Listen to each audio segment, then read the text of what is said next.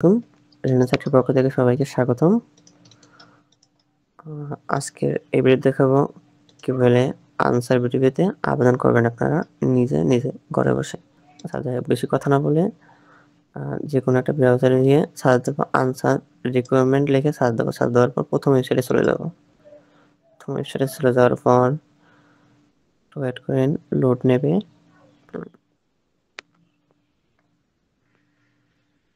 আচ্ছা, আসার পর তারপর ব্যাটালিয়ন আনসার ক্লিক করব। তারপর আবেদন বাকি আছে আর মাত্র 9 দিন। 27তম ব্যাচ আনসার ব্যাটালিয়ন সিপাহি পদে। আচ্ছা, আবেদন করণে ক্লিক করব। তারপর এখান থেকে সবকিছু পড়ে নেবেন আপনার মতন। সবকিছু ঠিকঠাক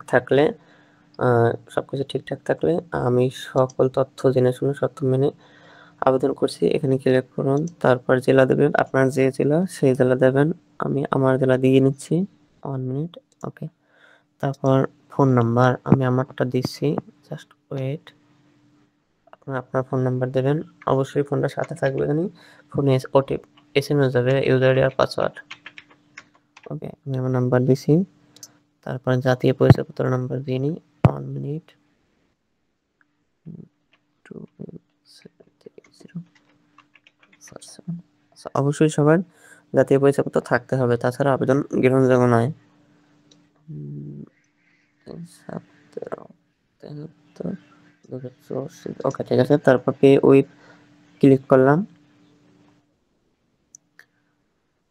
জাস্ট 1 মিনিট।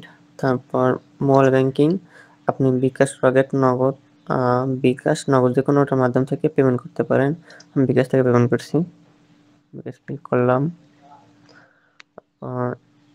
বিকাশ নাম্বার দেব। ওকে, সরি, বিকাশ নাম্বার এটা না, বিকাশ নাম্বার। ওকে, বিকাশ নাম্বার দিয়ে দিলাম। তারপর ওটিপি আসবে। জাস্ট 1 মিনিট, একটু করে আসুক। ওকে, ওটিপি এসে গেছে। 8446 কনফার্ম। পাসওয়ার্ড দেব।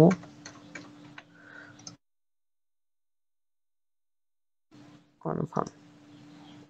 ওকে, ওটিপি দিয়ে কনফার্ম করে নিলাম।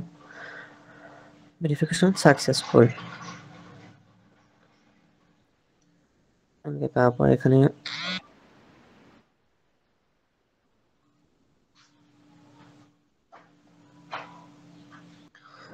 লগ ইন টু অ্যাপ্লাইতে ক্লিক করব।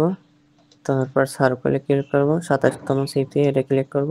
তারপর মোবাইল পদ্ধতি ইউজার আইডি আর পাসওয়ার্ড দিয়ে লগ ইন করবো। ঠিক আছে। তারপর ইউজার আইডি পাসওয়ার্ড দেবো। আমি আমার ইউজার আইডি দিয়ে দিচ্ছি। 1 মিনিট। আমি ওটা হাইড করে দেবো সিকিউরিটি পারপাস।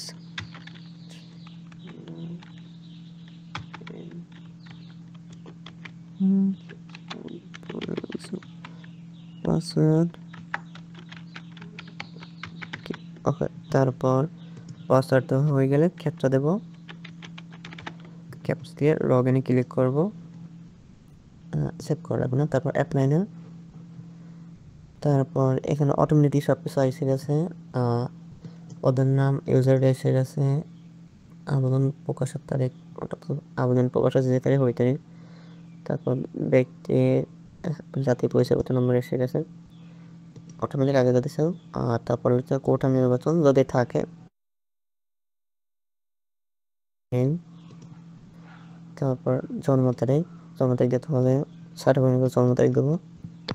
জাস্ট অনমিউট দেখে নিচ্ছি জন্ম তারিখ কত দেওয়া হচ্ছে 2003।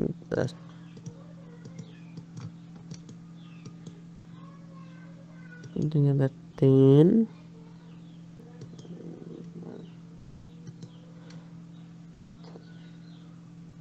ওকে, তারপর আবেদন করার পর ব্যক্তির নাম ইংলিশে দেখতে বলছে।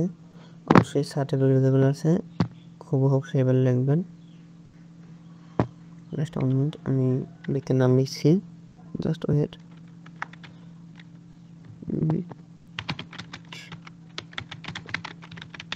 লিখেন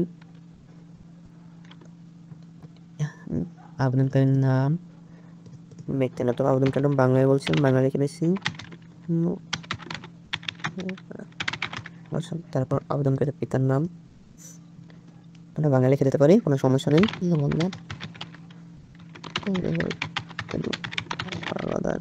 আবেদনকারীর মাতার নাম দেবো। ওকে, তারপর বৈবাহিক অবস্থা অবশ্যই অবিবাহিত। ধর্ম যে যার ধর্ম দেবেন, ইসলাম ধর্ম দিচ্ছি, জাতীয়তা বাংলা দিচ্ছি।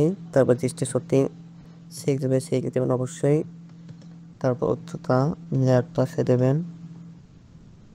এই ব্যক্তির যে পাসপোর্ট 8 ইঞ্চি, 8 ইঞ্চি দিচ্ছি। বুকের মাপ 32, 34 দিলাম, স্বাভাবিক যেটা আছে ওইটা। তারপর ওয়েট দেবো, ওয়েট 60 দিলাম। যাই হোক, 4টা হেঁটে দেবো। তারপর আবেদনকারীর ঠিকানা, আবেদনকারীর ঠিকানা লিখছি, জাস্ট ওয়েট। আচ্ছা, আমার বাসার নাম দেওয়া জানতে হবে, বিয়ানের শেষে সরলা দিয়ে দেবো আমরা, সূর্য বাসা সরা। তারপর ওয়ার্ড নাম্বার,